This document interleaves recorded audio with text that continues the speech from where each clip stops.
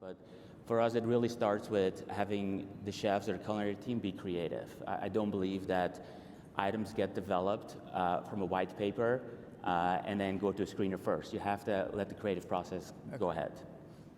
So have you brought in a lot of new SKUs with your new menu, or are you cross-utilizing a lot of ingredients? Yeah. So the first 3 years, we almost didn't bring any new SKUs in. They were all kind of, we actually removed a lot of optional items and some regional items, but it was most all about upgrades. It's either, so no new SKUs, and we're able to kind of just expand the menu that way. We call it make table magic. We have a lot of ingredients, so we can use a lot of sauces, a lot of ingredients to make new sandwiches.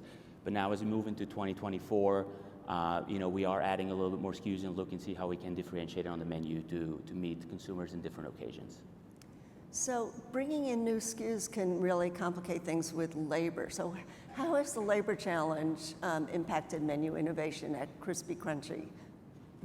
Yeah, again, we operate primarily in convenience stores, so the labor model is challenging. For us, it's how do we simplify this model, really. So within that store, within a store, there's somebody who is able to operate that easily. Really, one person, maybe two.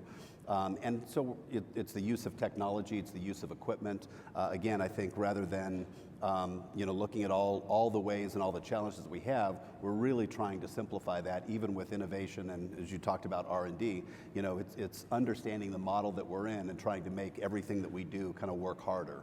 So the challenges are real, and I think we've just got to augment ways. It's not going to get better anytime soon for any of us. Right. And then with our unique footprint, which is very small, back of the house, we've got to make it as efficient as possible. Have you brought in any new equipment, or do you use the same equipment you've been using? Yeah, this brand, Krispy Krunchy, has been around for 35 years, and up until about 2 years ago, we're now, kind of on a resurgence here. And so, looking at, equipment where it was years ago to what's changed, infrared technology for heating and things like that. So, a lot of conversation about what that Krispy Krunchy 2.0 is. Yeah. And how about you, Cindy? How does labor impact menu innovation at your concepts? It certainly does. You have to be very conscious of it. So at Anthony's, we are cooking in a coal fire oven.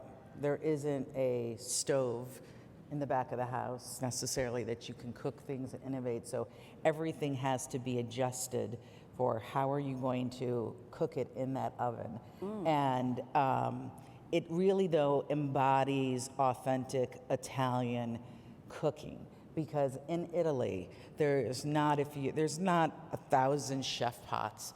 They reuse whatever there is, and they find a way, whether they're cooking on a boat or whatever it might be. They're incredibly innovative on delivering through simple flavors and having the highest quality. So for us, learning new things, how to do them, besides just pizza and wings, is going to be done in the coal oven. And we have great longevity in Anthony's as a legacy brand, that many of our employees have been there for a very, very long time.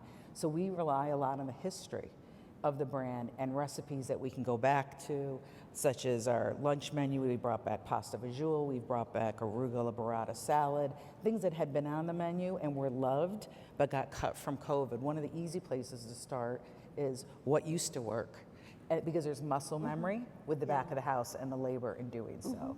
So bringing